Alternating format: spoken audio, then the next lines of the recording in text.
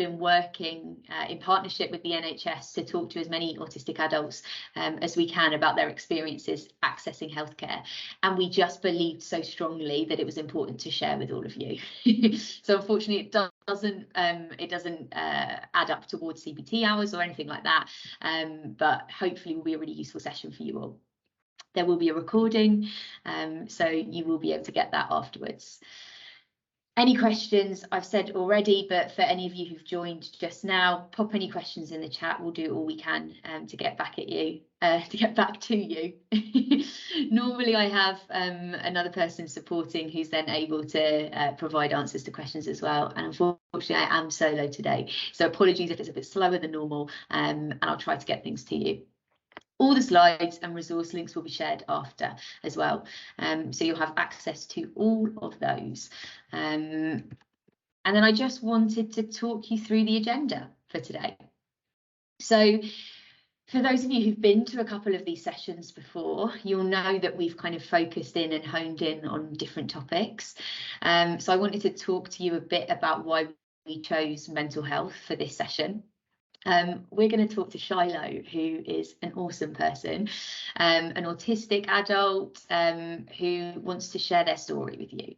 And yeah, I think that will be the real highlight of this presentation. Hearing it in Shiloh's words is just incredible. So looking forward to that.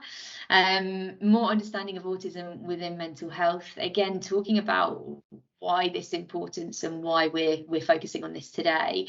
And then we're sharing some ideas on making physical environments, resources and therapies more suited to autistic individuals. And this is all based on the work that we've been doing as part of the Hear Me, See Me campaign, talking to autistic adults. So this is kind of what they have suggested coming forward. So with that, you can see there's a lot to cover. I'm going to try not to talk too fast and allow you times for breathing space, but please feel free to dip in and out when you need to, because we probably won't have time for breaks as such. It will be recorded, so you can always come back to it, anyone that needs to leave a bit earlier. So why today's focus on mental health? I wanted to kind of take you back first, especially for those of you who might be coming to this session for the first time and haven't been to any of our other Hear Me, See Me sessions. We initially started a bit over a year ago, a campaign with the NHS looking at autistic adults across the east of England and holding voice sessions to hear their opinions and points of views. And we kind of started it with 2 different sessions, looking at reasonable adjustments, looking at empowering them with knowledge about what they should be getting in a kind of healthcare environment, and what they could look for if they needed support. And so we started all this huge amount of kind of different ideas and different thoughts from different adults. And it really quickly became obvious that we were hearing loads of the same things. And I was frantically researching other things that had happened in the past, looking at reports that had been done for previous work, and had been seeing lots of the same things. So we really wanted to take it a step further, which is where we started holding these sessions. I think this is the fifth session that we've done. And we wanted to offer opportunity for autistic adults that we were working with and parents and carers to share their experiences with health and social care professionals, you guys, whilst mandatory autism training is still not available. And I'm sure that you've all heard and you all know about Oliver McGowan and the kind of rollout that is coming for the future. But we just knew that there were so many professionals out there who didn't have answers for adults they were working with, or we've even seen kind of quotes of people feeling bad because they didn't quite do things in the way that maybe they thought they should have because they didn't know, or they didn't have the understanding. So we just wanted to share as much as we could. And that's where this was born.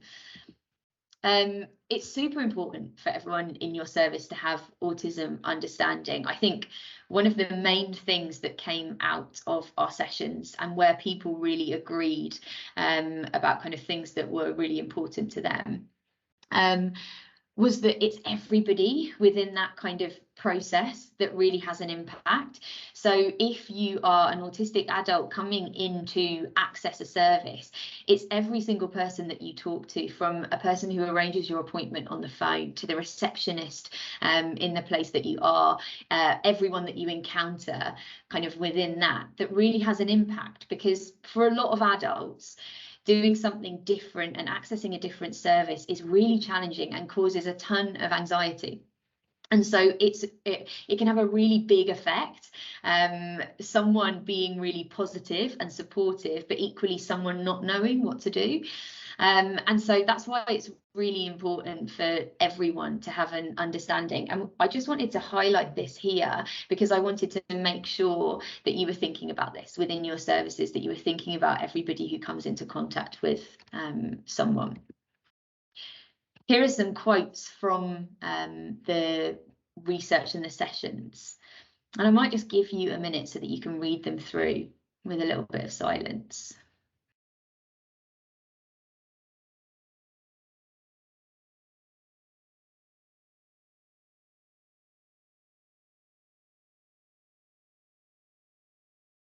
So these are just 3 quotes. We had lots of different similar quotes. And I guess it's quite obvious from this that there's a challenge there. There's a challenge in people's understanding of autism. There's a challenge in accessing specific services when something else is your primary diagnosis, accessing support in the right way. And so that's where I just wanted to start this, because this is why we wanted to focus on mental health. We were hearing lots of things similar to this. And so we wanted to talk to people who work in that arena, but equally who work, I think everyone comes into contact with mental health during everyone's different job roles in some way, right? It's such a huge part of people and how they work, and also a big link between physical things as well. So why there needs to be more focus specifically on autism and mental health. I've included some pretty big figures here. This 2019 report that I'm referring to is a report done by the NAS, National Autistic Society. And obviously 2019 is a lifetime ago, especially considering what's happened in the world. But I think that makes this figure even more scary, right? Because I would assume that this would be much higher now. 76% of autistic adults have reached out for mental health support in the previous 5 years. So that was the previous 5 years to 2019. Now, I would only expect that to increase post-pandemic and everything else. But I think a really important thing to say, because you may not know that patients that you're seeing are autistic, not necessarily, or there may not be a diagnosis there, but there are autistic adults accessing your service. And that's why it's so important to have this grounding and knowledge, and so that all of your staff feel empowered and like they can support someone who is autistic, because it's very likely that they're coming into contact with you. Autistic adults without a learning disability are 9 times more likely to die from suicide, which is a horrid stat, and one that we need to be super aware of when we're thinking about this. That's huge. That's a huge amount of people losing their lives. And are we giving people the right support in the right way to help with that? There's even more stats here, and these come from, again, that 2019 National Autistic Society report. And I guess the key things that I want to pull out are the fact that there are so many people, autistic people, with a lower life satisfaction, struggling more with loneliness. And we know that those things have such a link to mental health. 94% of autistic adults reported experiencing anxiety, and 6 in 10 of that affected their ability to get on with life. It's just huge. It's really big figures. And I just want to kind of keep slightly harping on about it, because it's why it's so important. Obviously, like, mental health and depression affects all of us, and is a huge big thing for so many people in the world. But the autistic community, it's such a high percentage within that community that it is just so important that we figure out a route to support in the right way, and try and be able to kind of see those figures fall, like the suicide rate. So yeah, a really big one for this. I guess it's worth saying as well that, like, this falls into big stereotypes about autism. Kind of lots of people, I think, would assume that autistic people operate solo and they like to be alone. Not the case, or not necessarily, completely dependent on the person. But I think a lot of people wouldn't expect the loneliness side of things. If you're a person whose brain works differently from the average population potentially, and the world is set up in a way to suit that population, the world is going to be a really challenging place for you, and it's going to feel really lonely. There's going to not be so many people, it feels like, who understand you. So just really important things to be aware of. And then I wanted to debunk the myth. I know that we've got a lot of mental health professionals on here, so I'm hoping that this isn't a surprise. But autism isn't a mental health condition. And during our research and the different work that we've been doing, I think there has been confusion still, and there is still confusion out there. Now, there are conditions with similar traits, so things can be confusing, but autism is a separate condition.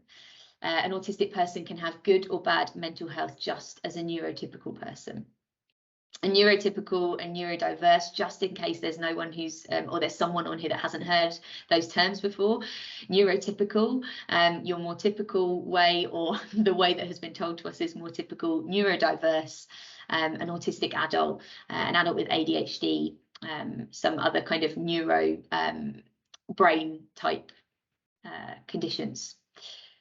Incredibly high numbers of autistic people experience mental health conditions. So yes, autism is not a mental health condition, but it's quite likely that an autistic adult will also have challenges with anxiety, with depression, with a whole host of different things.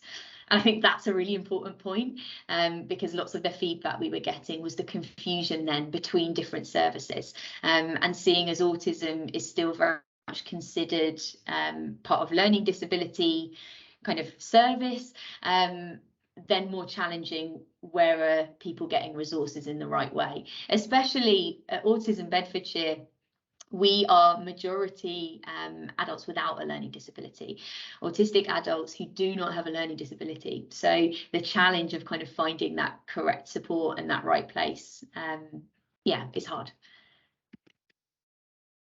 So I would like to invite Shiloh. I am just going to close down my slides so that I can see this end to check, because we've had slight challenges before with people not being muted or being muted. So give me 1 second to try and find Shiloh within this chat. Fab. So let me allow your mic and allow your camera, and hopefully I will have you in a sec, Shiloh. Can you see me? Yes, fabulous. Fantastic. How you doing? I'm good, thank you. How are you? Very good, thank you. Welcome to the session. Everybody, this is Shiloh. I don't know if you want to introduce yourself to the group, just mentioning who you are, why you're here. That'd be a great start. So I'm Shiloh, and I'm an autistic female. I'm 30 years old, and I was actually a late diagnosis. I wasn't diagnosed until I was 26 with autism, and before that I was diagnosed with various mental health conditions and under the mental health team. And so I'm here today because this is very important to me. I think this is what is happening right now is a really great thing. This initiative to change perception and help autistic people within accessing services is a really huge step. And I think once you hear my story, you understand why it's I think this is a brilliant thing, and so I'm really happy that everyone's here today, because I think it's a really great step, and it's going to make a big change to people's lives, so they don't experience what I did. Yeah, well said. And moving on, like particularly to that, great kind of segue to the first question I wanted to ask you, because it's about your journey. And that was why I wanted to invite you on this session today, is because when you talked to me about your journey to an autism diagnosis, it really struck deep. And I would just invite you to share that, if that's okay. Absolutely. So I think it's important to know I've always been autistic, despite the fact I wasn't diagnosed until I was 26. But obviously I had a lot of difficulties throughout my childhood and my adulthood, early adulthood, anxiety. Like I said, I was under the mental health, and they could never really pinpoint a diagnosis. They threw some up in the air. I mean, it's very typical for an autistic female in particular to be misdiagnosed. So there was bipolar, there was BPD, all these labels kind of thrown at me, and it was a really tumultuous time, because I didn't really fit anywhere, and everything was overwhelming, and I felt so disconnected from everyone and everything. When you're told there's something wrong with you, and you start to think that, you start to believe. I remember turning around to my mum when I was young and asking if I was an alien, because everyone seemed to have this innate knowledge of how to be a human except me. And it was really difficult, and it was really a really hard period up until I was approximately 24 years old. You know, there was a lot of lows. I think I'd hit rock bottom, and pure chance, a support worker who was working with me came in. At this point I wasn't functioning. I think that's important. You're seeing me here now, very articulate, very functioning human being. I wasn't going out, I wasn't socializing, I wasn't interacting, I couldn't do eye contact.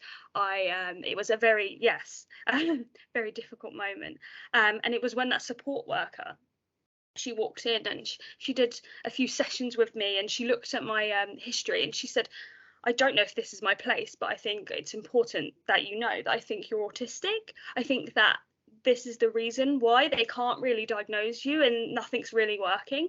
And she sat down and explained to me what a female with autism is. And we did a quiz, and it was that moment. I feel a bit emotional here, because it was that moment that I didn't feel alone anymore. I felt this there is people like me. I'm not abnormal. I am meant to be here. And it was a really profound moment. It was overwhelming because it was thinking all these years. And then it was a really difficult process even after that. Although I had that knowledge that, okay, this is what I am, I'm autistic, and that's okay, I can work with this. It was a real difficult moment because it was a 2-year wait, and I was still under the mental health service, and they were still treating me as kind of mentally ill opposed to autistic. And I kind of got my diagnosis, and that was really difficult as well. The process itself is quite intense because there's a lot of questions, a lot of history. You're trying to prove yourself, and they talk a lot about deficits. What's wrong with you with autism? When there's so much right. I can go into that part of it, but and it was after that point that things got even worse, which is surreal, because you'd think, oh, I've got my diagnosis. All the services dropped, despite the fact I was still anxious, still having depression and anxiety. Autism was just it may not have been a mental health issue, but they're interlinked. As an autistic person, you're navigating a world that does not cater for you. Everything's loud. There's all these expectations. It's a very overwhelming thing to be autistic in this world. So that was still prevalent, but because I now fell under that category, everything, my support worker dropped, and there isn't much out there for autistic. I think it's changed a little bit now since I was 26 and I'm 30, for context, but everything kind of dropped, and I was alone, and there was no sort of aftercare. It was kind of like, it was really difficult, and it wasn't until I I was able to find a therapist privately who would discount a rate for me, because you've got to imagine finances is a huge barrier for a lot of autistic people.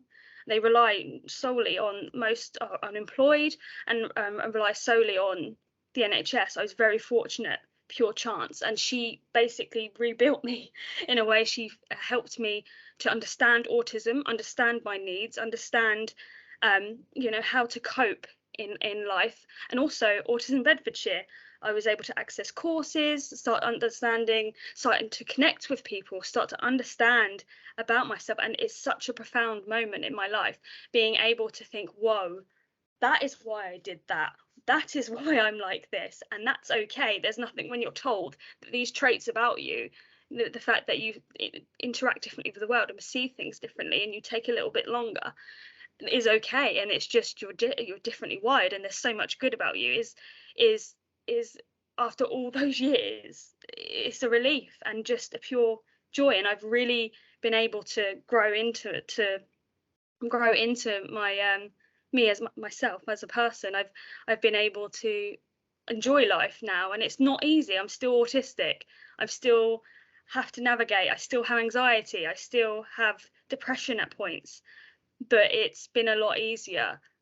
Unfortunately, obviously, the difficulty was with a lot of my interactions within the mental health field, because of it wasn't, I don't think, ever malice, but it was just misunderstandings and not really understanding autism even after my diagnosis. And I'm more than happy to go into that if that's something you'd like to. Yeah, it is. I wonder if first, because you've kind of mentioned it as well, talking about how autism, not a mental health condition, but so interlinked.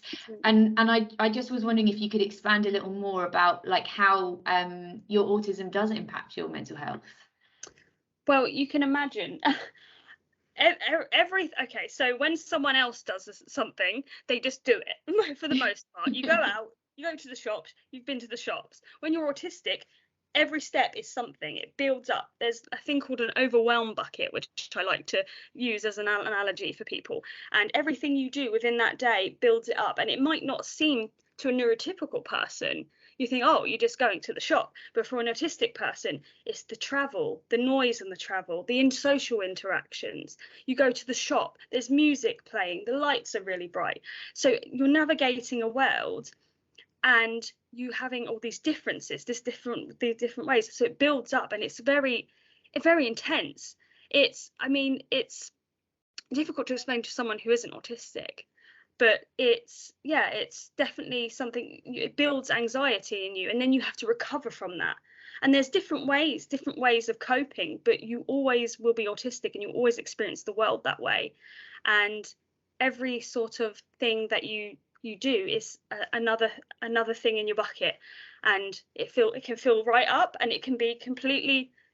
I think autistic people experience it a different way, have different traits, and so they all kind of experience it differently, but their overwhelm is portrayed differently as well. So it's kind of, mental health is extremely linked, because you're navigating this world with anxiety, and a lot of autistic people have depression, because you imagine being overwhelmed all the time and having negative feedback from people because you're autistic. You know, having a different way of socializing, maybe again, it's very different for each person, but a lot of autistic people struggle with social interactions, not because they don't like socializing, because a lot of autistic people love it. I mean, if you'd come to one of our groups, our social groups, you'll see we even have a comedy night, you know. So it's kind of, it's not that, it's just people have these, I guess, social expectations and these ways of communicating in certain ways. So certain body languages, when they're talking, maybe they'll use words that are indirect, and for autistic people, if you're using analogies, they can't always understand that. Or I know myself, sometimes you take it quite literally, and so it's overwhelming interacting with people, and you're having these misunderstandings, and you're getting rejected, and then you're having to do things that people, I guess, take for granted and expected, especially before my diagnosis. You can imagine me struggling with what other people were just able to do. It's frustrating, because it's thinking, oh, there must be something fundamentally wrong with me. And so it is really difficult. And because of the problems with access to services to help autistic people, it's even more of a profound issue, because there's so many people going, like I did initially, going under the radar, not getting that help for their mental health. And it's really, you saw the suicide rates. I've seen so many people. I was there after diagnosis. It is, when you've not got the support and the access and the understanding, it's completely destroyed me. I wasn't functioning for a long time. And so it's really important to understand that mental health and autism are extremely interlinked. You're more often than not, I always tell people that you won't find many autistic people that have either not been traumatized or struggling with trauma or with some kind of anxiety or depression. Very rarely do you find that, because it's so many people are impacted, and it's a lot of topics that we discuss within our groups that we have. But within Autism Bedfordshire, we have a lot of groups because so many people are impacted by their mental health and autism. And it's hard, right? Because like the way that you describe it, then you're navigating through a world that feels kind of against you, and like not like it's supporting you at all. And so then you get anxious, right? And so then like your behavior might change because you're so anxious, you don't know how to do things. And people don't necessarily understand that, right? People are then like, oh, someone is causing a scene or something else, and don't think about actually the impact that environment or like that specific kind of way that things has worked has had on that person. Yes, exactly. It is so important, because it's those accommodations, those understandings that make the difference. I always say it's those interactions, those adjustments that are made, that understanding, that is the difference between an autistic person functioning or not. Because if you don't have that, then how are you able to function? If you're not given the chance, for example, I will give you an example, maybe a little bit extra time to process something at an appointment, or just maybe able to have a stim toy at hand, or just allowing that person to have a specific appointment time. If you don't do that, that's all adding to their bucket, their overwhelmed bucket. It's very overwhelming for autistic people to have new experiences, and when you're a lot of time in the mental health field, unfortunately, you're interacting with a vast array of people, not just the same person over and over again. So again and again, autistic people are being put in situations, in new environments, loud environments with new people, and it's very a lot of the time clinical, and so it doesn't kind of allow for those autistic people to have the autistic traits. It's kind of it's so important though to accommodate that. You talk so well about it as well, and like I'm really hoping that this immediately challenges lots of people's stereotypes of autism, because as you so like well said at the beginning, this might not be you every day, how you're speaking right now, and it's taking a heck of a lot of energy to be able to bring that to the table. And I hope that people can see this and recognise, because I know that we had lots of comments from people, and I think you one of them, when we were talking to adults about saying seeing professionals who were saying, well, you don't seem autistic, or you like someone saying you've got a university degree or something, so you can't be. And it just like, and these are real things that people have shared with us and said, and it's scary, isn't it? Because like it's not a true representation of what autism is. Exactly. Autism is a spectrum, and in that way it's not a line, it's not non-functioning functioning as most people look at it.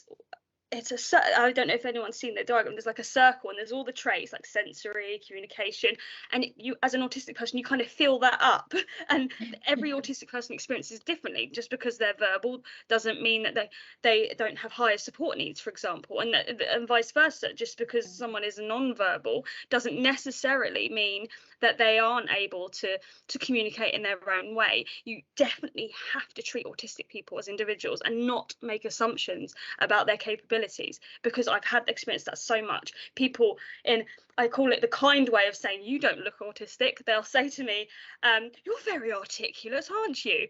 And I know it's meant to be a compliment, but it's they haven't seen me on my bad days. They haven't seen me when I'm doing something out of my comfort zone. When I interact with the mental health services and with any appointments, I struggle, because it's a new environment most of the time. It's not regular. You're normally seeing someone different, and then you're expected to relay a load of information in a short period of time. You get no time to acclimatise. I fall apart. Here, what you're seeing now is not Shiloh in an appointment. I need support, and it's important to note that. It's important to take that time to understand that individual. And I know it's such a short period for a lot of people, but they're, even beforehand, giving them something to read, to tell them what's going to happen, to make them mentally prepared. That's one less thing to worry about when you're there, and just taking that time. I know I've had experiences, because I've had obviously services where they've just assumed that I'm fine because I can talk, and people have actually said that, well, you can talk, so you're fine. But then I've had the people that really understand. I remember one particular incident was, I went to an important doctor's appointment, and I fell apart completely, because it was so intense. It was a new environment. I travelled there, and I couldn't even really speak, and it was really overwhelming, and I felt really overwhelmed. And I said, all I could get out was, I'm autistic. That's all I could say. And he said, I know, it's fine, I've read your record. And he said, take your time, we're not in a rush. And it made all the difference. And I did take my time, because I was struggling to communicate. And it's the same with an incident with a very similar incident. I went for an endoscopy, and it was really intense. You can imagine all that newness, having to do that. And again, there was some miscommunication. They told me I weren't allowed anyone with me, so I walked in on my own. Normally I would have someone with me.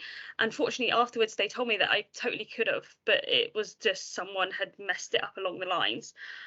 And I again fell apart. I couldn't even speak. I just completely overwhelmed. And I had the nurse was amazing.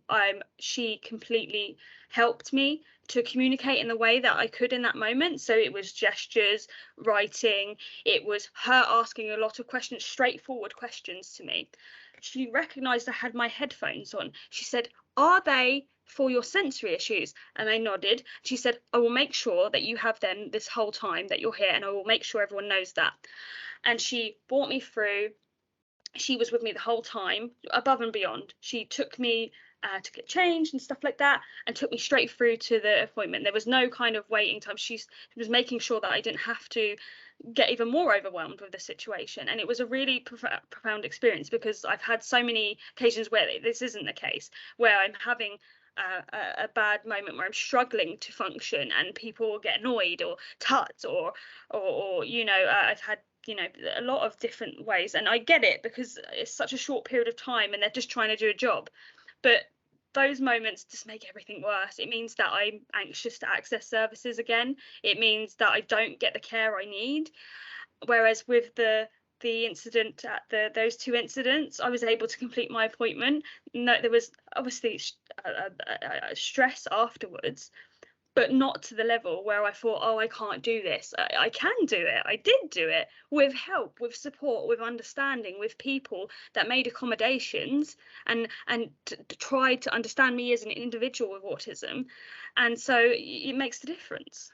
I think that's where your real life experiences are so important for people who are on this call, because if one person then just recognized someone was wearing headphones and asked that question and made sure they could keep them on, or like just made that small adjustment, like that doctor who said, oh, take your time, like it's fine, we can say, and we're so aware, because we discuss it a lot in our groups and in our sessions, and we're so aware of the pressure that the NHS is under, we're so aware of resources, we're so aware of all of those things, but actually some of these little things don't take a whole lot of time, they don't take effort or extra resources. It's just being really there for that person and like listening and kind of seeing what it is that they're needing. And it's interesting. My mind's racing now, you can see, but like it's I find it really interesting when you were talking about need as well, because you were saying how over time, like with support, you now know more what Yeah, you need in certain scenarios and what things you need. Not everyone does. no, And equally, you may not. In a really stressful situation, you may not know what you need in that moment because you're so overwhelmed and so stressed. And I think that's what's really important as well, is this recognition from people that that might be what's going on for someone, and you need to try and figure out what it is they need. It's not just them having a huge reaction to something that for you seems silly. It's something that this person is experiencing, and how can you support them? How can you kind of identify what they need? Because it's taken you a long time, right, to know what you need in certain scenarios and situations. absolutely. I think it has. It's been a process of, and I've done a lot of courses and a lot of therapy to get to this stage. And even now, what you said, I think that incident at the hospital was a really good example of when I couldn't articulate my needs, and that person helped me to articulate my needs. That I think it's so important that, you know, like you said, it's not all about making these big accommodations. It's about knowledge, understanding autism. No one's expecting you to be an expert, but having a good understanding. I'll give you an example of someone that didn't have a good understanding. Just after I was diagnosed with autism, two separate incidents within the mental health team I saw afterwards. They asked, one of them asked me, do I punch walls because I'm autistic, and the other one said something again about aggression. So they had this understanding of autism as, and you can imagine, as someone who didn't really understand about autism, I'd just been diagnosed, I was ashamed for, it took me 6 months and my therapist talking it through with me for me to tell people I was autistic, because I thought, oh my good grief, everyone's going to think I'm this aggressive monster. And so knowledge is important, not just because you don't then prejudge someone, but also it helps you to understand what that person's needs are. And it isn't the same for everyone, but there are shared traits, and you know, and once you have that knowledge, you can have a good understanding of that, of what a person needs, and it helps the person. When it's the most amazing feeling as an autistic person, like I did with the headphone incident with that nurse, it made all the, it was like a sense of relief. It was like someone understood me. And every time I have those moments, because it happens quite frequently, fortunately not all the time, but it's happened, it's normally a parent of an autistic person, or someone who's somehow interacted with autistic people on a regular basis. It makes all the difference, because suddenly they're like, oh, I remember going to a comic convention. You can imagine how intense that was, and it was very overwhelming. And an autistic mother come up to me. She was the one doing helping people. She was one of the assistants, and she recognized that I was struggling, and she saw that. I didn't interact with her much. She just saw I was struggling, and she come up to me and I explained I was autistic, and she was like, she brought me over to the side. She was like, look, have you know your techniques, have you do your breathing. She made sure I had my headphones on. She took that time out, and then she said, look, you really want to go and see this person? I wanted to go see someone from Cobra Kai. She said, I will make it happen. She said, follow me, and she brought me to the front of the queue, and she allowed me to not have to queue or anything like that, and I got to meet people I really admired in a really overwhelming setting, because she recognized that I was autistic. She recognized that I was struggling, and she knew how to handle that, instead of, you know, because some people panic and they don't know how to deal with it, and then it escalates the situation. But that moments like that, you know, it really makes the difference. It really, it really does. And it means that I can function. It means that it builds you up. It starts making me, I can do this. I can do this. But for the longest time, I thought, I can't do this. I'm never going to do this. I'm going to never be able to have friends and to do the stuff I want to. And that adds to the depression. That adds to the anxiety. So when you do those things, you're building an autistic person up. You're helping them function. And it makes such a difference. It really does. I think it's really interesting what you said as well about like that negative perception of autism as well, because that's something that we've heard people talk about in this last year, and people say that they a lady whose son is blind and autistic, and she was like, I don't tell people he's autistic, I tell them he's blind because they're more sympathetic, and people aren't sympathetic to autism. And I think that's like a really big thing as well. Like, it's really hard to share that diagnosis and to make that, while that stigma's there, right, while like that does seem to be the kind of way that people think. Oh, I can see so many questions coming in as well, Shiloh. Wait a moment.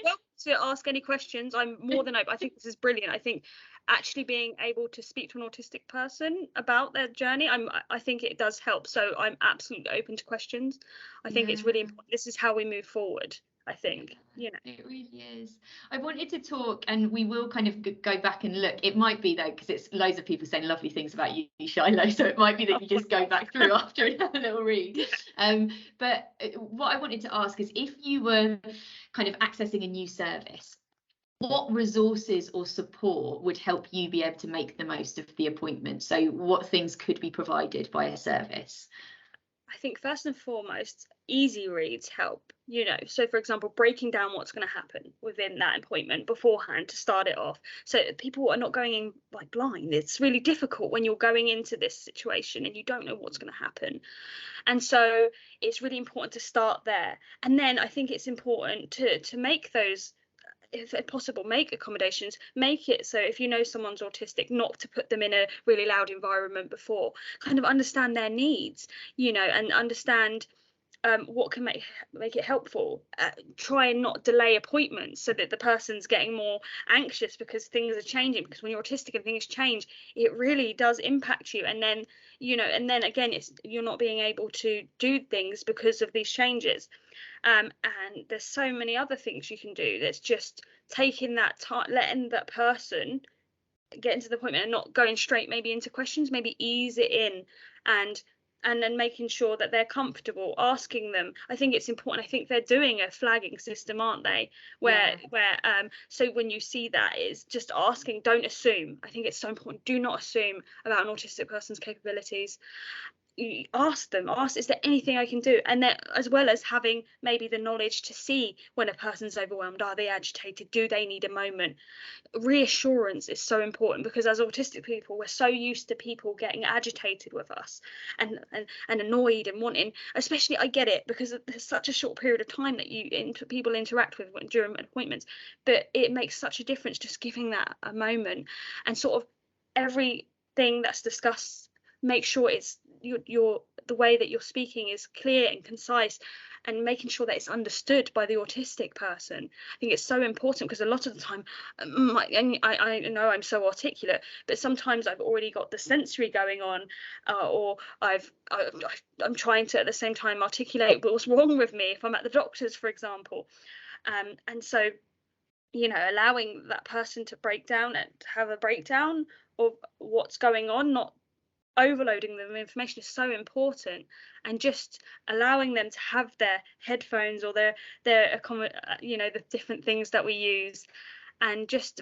having an understanding, and making sure, I think afterwards as well, it's really important that you kind of ask them, is there any questions, is there anything else I can do? For example, I find it so helpful when people send me like a breakdown of what happened, because my brain goes blank afterwards, because it's such an intense situation. For any other person, it's intense anyway, but when you're autistic and you've got the sensory, you've got the new person, you're trying to articulate what's going on, it's really overwhelming afterwards. And the amount of times I've gone home and I'm thinking, I can't remember what they told me to do. and it's really, and you can't, there's no mode of contact, breaking that down. I think it's so important to kind of do those things, because it really helps. It really does. Oh, it really does. Thank you so much. The final thing that I just wanted to ask you about is about mental health services specifically. What changes do you think could be made to be more supportive to autistic adults? And I guess, like, don't worry about money or like the challenge of it. Like, wow, what things could be made? And this might be a thinker. You may need to think on this. I think there is so much that could. I think there's the little things, like understand. I think there needs to be courses, and it needs to be taught about autism and listening to actually autistic people, because it's okay listening to someone who's not autistic tell you, like, in a very objective way what autism is, but you really get an understanding of autism when you interact with autistic people that have had lived in experience, and you kind of get an understanding. That's first and foremost knowledge. Knowledge is power. And look what it did to me. I'm functioning now, you know, and that's through knowledge of understanding me as an autistic person. So knowledge is first and foremost. And then again, it's things like making it a little more flexible for autistic people, the appointments, making sure that they're, you know, it's that extra time. Extra time is really important, making it so that they can have a separate room. I mean, if you could have a sensory room, that would be wonderful, but I know that's asking a bit much. But maybe like a little sensory corner with some toys, you know, things like that. Turning the lights off if they need it, you know, asking these things beforehand. I think there's so much. I think I could go on and on about the different things that could be made. Yeah, and these are just the little ones that are more probably manageable at the moment. But yeah, I think it's definitely having an understanding first and foremost of autism, because I think it's, you know, I think even making the diagnosis procedure more accessible would be a wonderful thing as well. And being able to spot autism. Look how long I was undiagnosed. I was in the mental health service since I was 14 years old, and I was not diagnosed by pure chance at 26 years old. That's a very long time. I missed a lot of my life because of that, not having that diagnosis, having a misdiagnosis and treatment that wasn't catered for me. So being able to spot autism is really important as well. So again, having that appropriate training would be wonderful. And just, yeah, I think there's so many other things, I think, if I thought on it, or that we could do to change. Yeah. There's been a really apt comment.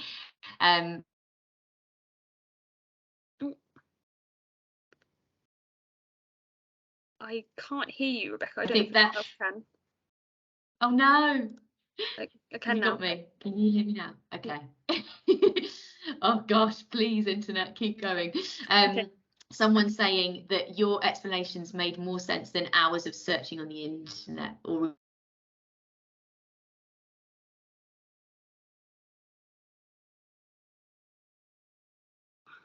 it's affecting and experiencing these things. It's just so important. It's making me slightly emotional, Shiloh, as well, because I'm remembering one of the first times that we met, and you were talking about similar things in a video, and you were a very different person than you are now here today. And I think that's really, I don't know, it's testament to a lot of hard work and pushing forward to like access things that maybe haven't been so easy. But thank you. Thank you so much. I think this is such an important thing, and we can look at me, look where I was. It's a shame that I don't have a video of me from then, of sitting in a corner not being able to speak, and to show you how far I've come. And that is through support and understanding. That is through people understanding autism and helping me understand my autism. This is from people supporting me, making those accommodations, those reasonable adjustments, from understanding me to this point. It's not easy, even now, being autistic. And this is why I'm so passionate about this, because I know where I was, and I know there's people still there where I was. And it was such an overwhelming period when I thought that it was never going to get any better. I thought, this is it. I was just, I say I was surviving. That's what I was doing. I wasn't living, I was existing. And I know so many other autistic people are doing that, and it needs to change. We need to have an understanding. We need to make the difference to, you know, because autistic people are people first and foremost. They're deserving of that because we are people, but so much to bring, and so many autistic people have done such great things. And even if they didn't, we deserve it. We're different, but we're not less. And we deserve to be content and have those services. It's so important. Oh, so well said. There's one question that's just popped up that I'm wondering if you want to kind of comment on. Someone's asked, how do you feel that professionals... Oh, it cut out again. I don't know if it's me or you. Oh no, can you hear me? Yeah, I can hear you, and it broke off a bit. I'm not sure if that was okay. Am I back? Yes, you're back. Gosh. How do you feel that professionals can better identify the features of autism in females? Well, I think okay, because it is very different. Generally, I don't like to just say every female with autism is this, because I don't think that's helpful. But generally, autistic people who are female are more, well, we're more geared to socialize, because we're taught from young that we have to socialize as women, and therefore, and we're generally more inclined to want to socialize. I think with autistic women, I think there are many different ways that you can sort of recognize it. You know, there are subtle things like maybe not having eye contact, maybe looking at their past. I think looking at the past as well, I think that's if you have that ability, is really good to see those.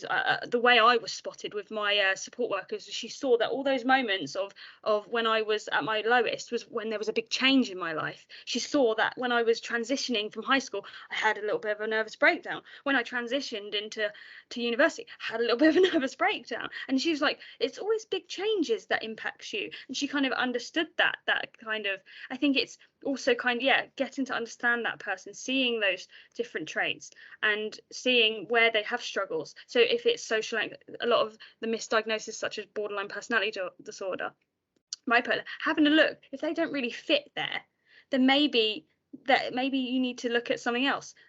You know, things like that. I think it's important. I think it's looking at the wider context of that person and trying to understand, because it's not always obvious with autistic females. It doesn't always, because we mask, which masking is, people say it's like they say it's a mask, but it's not. It's more of a shield, a protective layer that we have when we're out socializing. It's not that we're a different person, it's that we're suppressing certain traits. We're not stimming outwardly, we are using facial expressions, we are making it so that we seem more neurotypical. And it's from young we learn that, because when you're bullied for the traits, I was bullied. I remember looking back and I was very autistic. Like if I'd have been like that consistently, I probably would have been diagnosed. But I learned to sort of adapt. And so it's seeing those subtle differences, seeing, you know, if someone's masking and stuff like that, that you can really get an understanding. Just speaking to them, seeing their journey, trying to understand, you know, where are your struggles? Where are you struggling? Why are you struggling with communication? Why are you struggling social? Like that kind of thing. And then you get a real understanding of that person and potentially can help them get a diagnosis. Thank you so much. I don't know, I kind of want to give you the opportunity to read through some of these comments and things, and feel free to kind of respond to people in the chat as well. Yeah. I'm gonna move on just to make sure that we've got time to cover things. But please chip in at any point during because I know that like lots of what I'm saying is just echoing what you've said, like but please feel free to come in and chat through. I've seen a couple of people just talking about wanting to know about recordings and things like that. I'm going to try and get the recording ready to go in a couple of days, and I'll send it out to everyone who attended this, so you're then free to kind of send it on to anyone else. So just in case, I can see so many lovely comments for you, Shiloh. Yeah, just scroll through. It's a big one. Okay. Cool. I'm going to share. Thank you so much, Shiloh. You really are, as everyone is saying, inspirational, and just everything that you said is so useful to people. People are talking about reading and resources.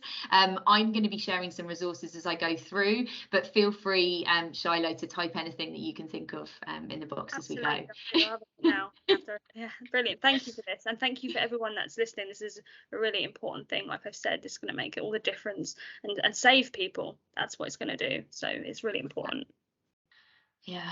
Okay, thanks so much. Let's share my screen back again. I really hope my internet stays. At least Shiloh is not on my internet connection, so you got the good bit without me. Apologies for any of it. But let's get the screen up. Absolutely amazing from Shiloh, and I'm so glad that you were able to hear him talking about the experience, because it is so important.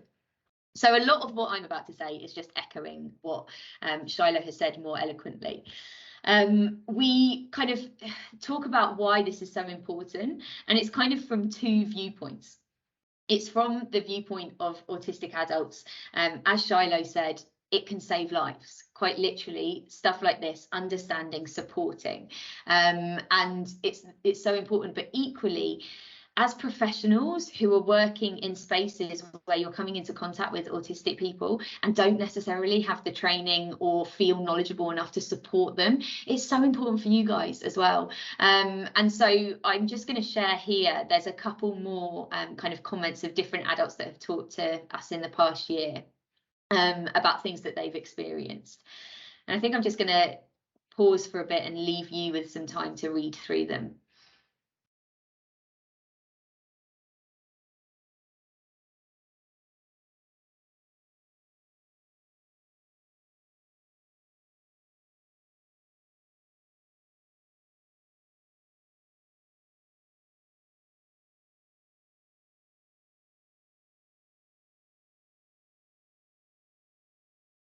So those are some things that adults have said to us in situations kind of about not feeling understood, not feeling supported necessarily. And I just wanted to share as well, this is from a huge, big National Autistic Society report that's amazing. And I'm going to share as a resource with this, because it's specifically looking at mental health services and adaptations that can be made and things that can be supported. But I just thought these quotes were really poignant. This is from clinician, a therapist, saying not knowing enough about autism really made me feel stuck. I didn't feel like I had the training that I needed. And actually, that's not helpful.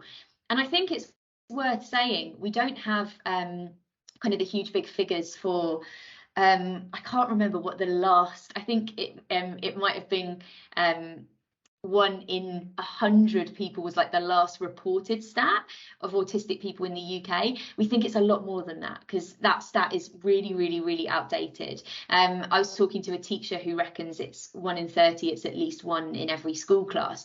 That's not proven, but that's how important it is, right? There's going to be people that you're supporting, especially with the rate of autistic people who have challenges with mental health. It's so much more increased.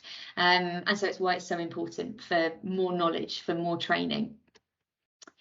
I just wanted to read you, and this was an autistic lady who was going to speak today and talk to you, but she is not in a great place and so can't actually speak. I'm going to read this all out because I want to make sure that her voice gets heard, even with her not being here. So this is her words. As soon as I got the autism diagnosis, the mental health team discharged me because they said my problems were connected to autism. However, the NHS Bedfordshire Autism Service provides diagnosis and not support. My mental health issues are still occurring to this day. In May 2021, I had another breakdown. At the same time, the mental health team contacted me wanting to discharge me, but as I was so ill, I couldn't speak verbally. They arranged a support worker and another appointment with a psychiatrist. I was supposed to have 6 sessions with the support worker, but I only had 3. This was because I signed up to a course with Autism Bedfordshire. The support worker said I was too proactive and stopped the sessions. However, I've struggled to access this course, the Autism Bedfordshire course, due to my issues. No further support has been offered. As I couldn't get any support from the mental health team, I've been paying a clinical psychologist costing £120 per session. She prepared a letter for the psychiatrist outlining the problems that I was having, recommending specialised support. After an appointment with the psychiatrist, she said I had adequate support and that a referral to the recommended service was inappropriate. There was no justification why. They've since phoned again wanting to discharge me. Basically, I cannot access mental health treatment. There's always an excuse as to why. Sometimes it's because I have autism. Sometimes it's because I'm too proactive, able, or I'm treatment resistant. So that's the words from another of our members who wasn't in a good place to speak this through herself, but wanted to share with you. And I hope impactful too. You'll obviously get all of these post session as well. Training was petitioned by Paula McGowan, and I mentioned Oliver McGowan training earlier, and I think that most of you know about it. But because the rollout isn't for a while yet, I just wanted to say how important it is to prep staff in the meantime. I think it was so poignant what Shiloh said, that you can save a life by doing something differently. And so don't wait for that training to come in. Now, we at Autism Bedfordshire, we've done the training because we were participating in the kind of trials of it. It's great. The plan is that it will be taught with autistic adults as well, delivering training. So that's all great. And when it does come into like life and you are able to access it, please do, because it's great and it's really, really important. But I just would so encourage you to look at other stuff. I attached a couple of resources here that are all kind of YouTube videos, various different videos. I'd encourage you to have a look at these maybe as a starting place. I also have the recordings of our previous sessions. So like this, adults talking about their experiences, we focus on slightly different things. And I'll share those later in the session as well. So you have all of these things to access. We know that there isn't anything kind of there instantly, but if we can give you things that can help, because I think of it a lot of it is about changing mindsets to what autism was, because we've had healthcare professionals on these calls before say that when they were training and when they were given training about autism, it looked really different, right? It's changed loads, the understanding of autism, and so it's really important to kind of be looking and be trying to work out well, just trying to kind of retrain and reconfigure your thoughts around it. So yeah, those are some resources. I don't know, and feel free not to, Shiloh. I've turned off my other screen just in case that was impacting the internet. So I can't now see you. But if you wanted to unmute yourself and talk about other resources or just put stuff in the chat, then feel free. I have not been able to find the chat. Oh no! I don't know how to access it. The little message icon, there should be somewhere, hopefully. I'll try and look for it. It's fine. But Okay. yeah, once I do, I'll put some resources in there. Awesome. Thank you. All right. So then talking about making environments autism friendly, and Shiloh's done a great job about talking about what some of those adjustments look like, and what some of those supportive spaces look like. We also did a very specific session on sensory environments and trying to create sensory friendly environments. So that is a good session to go back to too if you're interested in that side of things.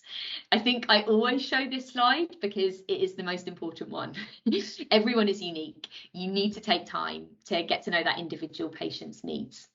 It would be loads easier if we could have a very like quick, this is what autism is and this is what helps. It's not that. We need to take the time to talk to each person to understand what they need, and who their support network is as well. The really key thing about the Oliver McGowan training and about his mother's experience was feeling like professionals weren't listening to her when she was saying, well, he's doing this as a result of this, and that wasn't being listened to. I can also understand kind of like it must be challenging working with parents and support networks when you're trying to do the best for a patient, but just consider that, because actually those people know that person the best. They spend time with them, they've seen them progress through life, and they've started to understand maybe what works for them and what doesn't. So just be mindful. So for making environments less overwhelming, it would be great if you could think about each point of contact that a patient has when coming into access with your service. When we were talking to adults over the past year, lots of them have said that they have found the telephone really, really challenging, and that has been a challenge during COVID. Telephone appointments has really made them uncomfortable, and for a variety of different reasons. Some people find it incredibly uncomfortable because they rely so much on facial expression to try and understand what that person is talking about, or what that person is feeling, or what their answer should be. Having that no face contact is really, really challenging. So think about every experience, not just that final one, because lots of our adults have said that progression to get to that service, if it's a telephone appointment that gets them through the first kind of part of the process, if they then have to fill in an online form or fill in a handwritten form, think about every stage of that process, because it sounds like the adults that we were speaking to, lots of them are disappearing along that path because they're finding it challenging. What we've kind of been speaking about in previous workshops is just try to give as many options as possible to people, because lots of our adults are very familiar with Zoom, especially after COVID and transporting lots of sessions and lots of work things online. And that can be a better space for a lot of people than coming into an environment that feels challenging, or being on the telephone and just having to rely on that voice. So I just encourage you to go back and think about that experience from start to finish, those different people that are encountering your patient, and also those different kind of environments that are being created. The waiting room, we've mentioned, but is always a really positive thing if you can, and if you are able to change it. Completely relies on resources, we know, and different spaces. Lots of adults recently have been saying to us that they've been offered adjustments where they are allowed to wait in their car while they wait for the person to be ready for them. So they'll get a call from the therapist who will say, I'm ready for you, you just come straight into the room, rather than waiting in the waiting room. So stuff like that is an option too. Be aware of noises, lights and smells in your service space, and I guess pay attention to if people are exhibiting behaviours that seem like they might be anxious or scared. Having a look and of what is around. Noises, lights, smells can be extremely overwhelming if you're particularly sensitive to them.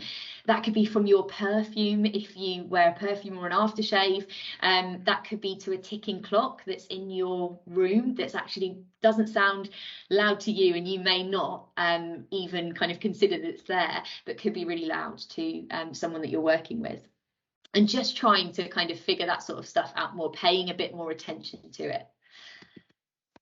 Unexpected changes, Shiloh talked about this too, creating really high levels of anxiety. And we all know that things change, and that appointments change times, that you have to wait longer than you thought, that your appointment isn't at the set time, that maybe you're meeting in a slightly different room. Just try and be as accurate as possible and as specific as possible with that person, because they're going to get into that room even more anxious. It's not to say that they can't cope, like Shiloh's talked about these kind of different days and different environments, and if your mindset is in a particular way that day, then maybe something is different, but prepare for that anxiety too. Like, if this all doesn't go to plan and it needs to change and they haven't been communicated to, be aware of the high level of anxiety they might be coming in with, and be able to support that, or recognise that then maybe the appointment will need to be longer to help with other things. So just a more consideration, I guess, for changes. Then a little bit about flexibility with therapy structure. And I'm not a professional, I'm not a mental health professional, so I don't know what's possible, I don't know what already happens, but these are the sorts of things that you could do to support. Shiloh's talked about additional or longer sessions, whether that's extra time to really understand something. It can take longer for an autistic adult to understand something, to process something, and so allowing them more time to be able to do that. It might take longer to build up a rapport as well, especially when we kind of listen to some of the more challenging scenarios that adults have come into contact with when coming into health services. They are not necessarily thinking that this is going to be a positive experience, and so it might take longer to kind of build up that that feeling of trust between the two people. The availability of different sessions we've talked about already. Wherever this is possible, I think it's hugely useful. I know that it depends on kind of service to service and on space to space. And this is arguably the kind of one that it all comes back to, is this person-centered approach. Shiloh mentioned kind of direct questions and conversation being useful. And a lot of our adults are really overwhelmed if you use open-ended questions, which obviously is kind of the base for therapy, right? Well, my experience of therapy, a lot of it is open-ended questions to get that person to explore, but you really need to consider how that works with an adult, and maybe it's trial and finding something else, but can you present a couple of options so that someone feels less overwhelmed, and feels a little bit more like they know what you're asking.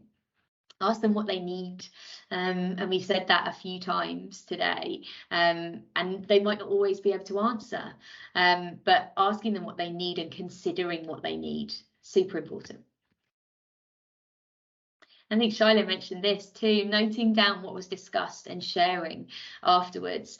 If it takes you longer to process something, if this whole experience of whatever therapy it is really, really stressful to you, having that to reflect back on, having that to look through, having that to process post-session can be extremely useful. So thinking about those different things. Communication is incredibly important. And Shiloh mentioned kind of this direct approach, saying what you mean, leaving someone to answer, leaving space, not kind of rushing an answer from someone, offering choices. And I don't know if I've got it on here. Yeah, breaking things down to avoid overload, but also what Shiloh was talking about, not being really metaphorical with your language, or kind of talking in idioms and things that someone might not understand. Some autistic adults are extremely literal, and so you need to kind of make sure that you're thinking about this when talking, just to make sure that the meaning is understood and that everyone is on the same page, which is one within itself. It's hard, right? If you're used to talking a specific way. And I think that's a really important thing, is like being very responsible for like the things that you say, and for noticing when you do things, and for not being scared of trying things and apologizing for doing things wrong, or not doing things in the way that someone has wanted, being able to kind of learn from what people are saying to you. Structuring sessions with an agenda is an interesting one, and again, it's going to can completely depend on the individual. But some people, if you're finding that an open hour that you're spending with someone a really stressful thing to get your head around, it might be really useful to kind of give someone the guidance, especially pre any sort of therapy. This is the sort of thing that will happen, so that they have some idea and it doesn't feel so strange and alien and scary on coming in. And then supporting adults who have difficulty recognizing emotions or labeling emotions, using the kind of emotion wheels and things like that. But just, again, the recognition and the acknowledgement that this might be something that someone struggles with, and kind of finding ways to be able to support them and help. And then the final one, incorporating interests into session. Some adults will have special interests that they will feel really, really passionate about. And if you can incorporate that interest in, it can really help them see something in a different way. It takes getting to know the person. It takes kind of getting to know if that's something that would be really helpful for that person. But thinking about things like this when you're going in, I'm going to share with you a really helpful like tick list, which is from this report that I keep referring to from the National Autistic Society. But it's something that you could use if you're planning your sessions, if you're talking to someone, and you'll see it a few slides later. I think I saw someone talking about this on the chat as well, about assessments and how they are not always the most supportive things in the world. And that was really echoed by lots of the adults that we talked to. Finding assessments challenging, feeling like you were in a school and you were being tested is what lots of people said. And like having difficulty, especially with the kind of therapeutic assessments that talk about how long you've been feeling a certain way, or how many times a week you feel something, can be so challenging to some of our adults. We had a lady talking about how difficult she would find it to fill that in, because she would feel that if she didn't give them the exact figures, she'd be being dishonest, and she didn't want to be dishonest, so she'd rather not fill it in, because actually like wouldn't want to answer incorrectly or dishonestly. And thinking about things like this, we've been doing a lot of work recently in Bedfordshire specifically, and talking about kind of needs assessments for social care and things like that. There's so many different assessments out there that don't necessarily take autistic adults into consideration, and yes, people are individual and different, but actually it's really, really challenging for an adult to fill in some of these things, and that's going to really act as a barrier in them accessing services. And I don't know what the answer is, and I'm not sure anyone knows what the answer is, but I guess the important thing is thinking about the impact of this, thinking about that journey going through assessment. Maybe if these forms can't change, how can you have someone supporting an assessment? Or supporting someone through an assessment? How can you have someone being there to explain things, and how can you create an environment that feels really comfortable, so that not everything is really, really, really stressful? And then here I popped, just because we were talking particularly about environments and sensory friendly practices, these are a couple of YouTube videos that we've created. The first one is a past session, very specific on sensory, I would really recommend. And the other one is people talking about what a healthcare environment feels like for someone with sensory sensitivities. So it has lots of examples of different things, which may be useful. You'll be shared, or these slides will be shared with you post this, so you'll have access to all of these links. And then to finish up, and I'm hoping to leave time, by the way, at the end for questions, which I don't normally get to be able to do, so we'll see how quickly I go through this, but giving you some actionable things, right? Because I'm really hoping that you're moved by what Shiloh said, and that you're inspired and want to kind of create change where you can, which is different for everyone, right? But I wanted to make sure you've got some things as well to support you in that, to kind of, so it doesn't get forgotten about, and when you get sent these through, you can think, yes, I need to do this, or I need to do a little more. What can I do as an individual is obviously going to be very specific to each of you, but check in with training in your service. Like I said, this isn't a training. We're sharing the experiences of Shiloh. We're sharing what we've learned from talking to autistic adults across the east of England, but maybe there is training that you can access within your service. Check in about that.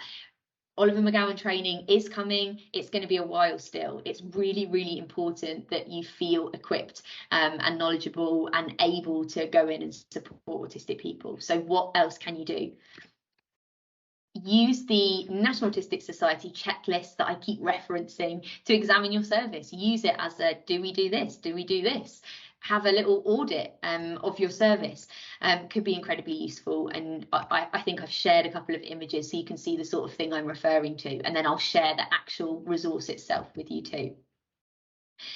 Reasonable adjustments. Making reasonable adjustments is so important, but I think a lot of services find challenging not necessarily knowing what they can do, or remembering to include it as part of what people need.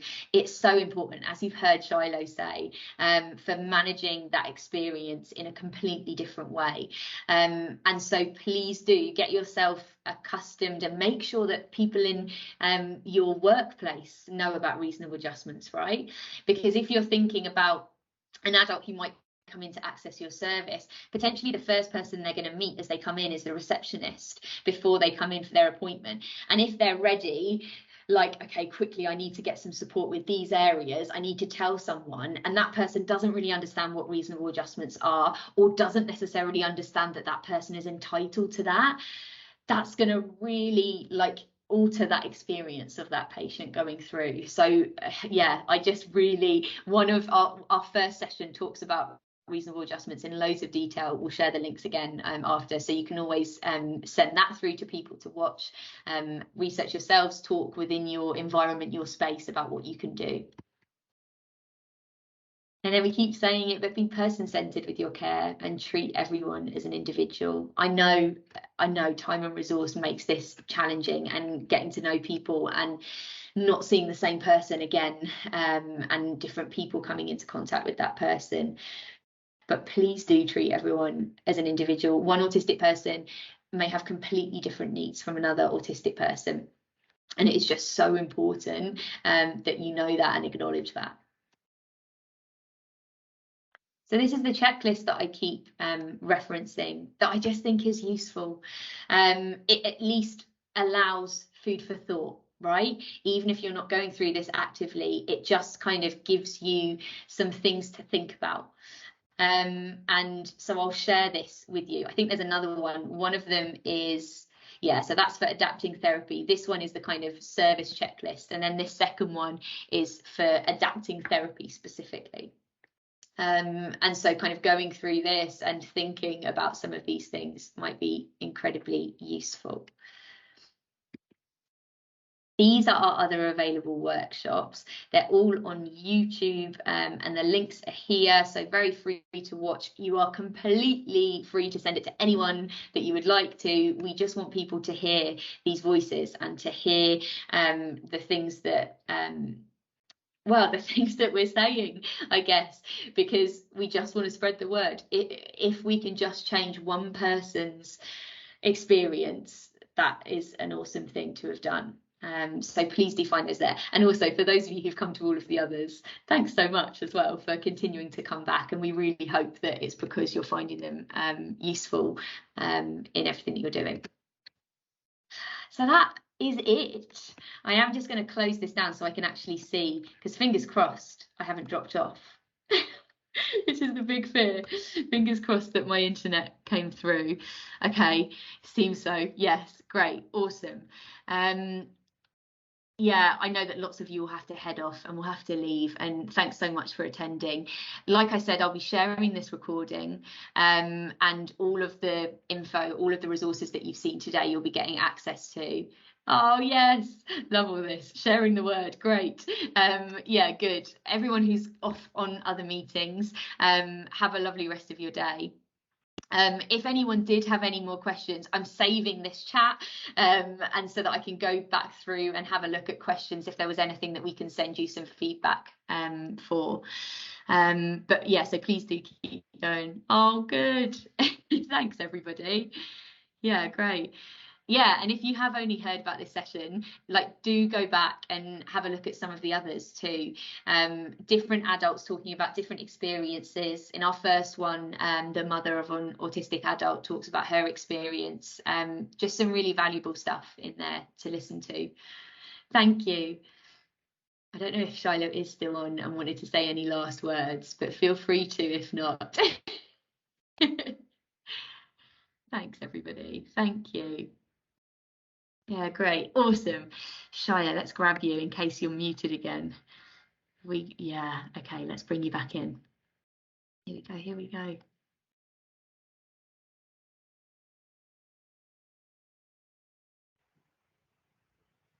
Can you hear me? Yes, got you back. Okay. Yeah, I wasn't able to access the chat. I don't know if it's because there's so many people or whatnot, but that's okay. Yeah, I just think this has been really great. Thank you, Rebecca. Thank you for allowing me to speak and stuff. And if there's any questions that if you just send them through to me, like, and I can respond to you, and you can send it out or whatever. But yeah, it's been really great, and it's going to be like a really big difference. This, I think you've done really well. You've done really well to put this together. I'm going to send you the chat history because I can't have you not knowing all the lovely things that people have said about you. Well, thank you. I will send it on to you so that you're able to see. Yeah. Thank you. Okay. People are still saying thank you. Oh, I'm so sad that you can't see the chat and all of the. That's okay.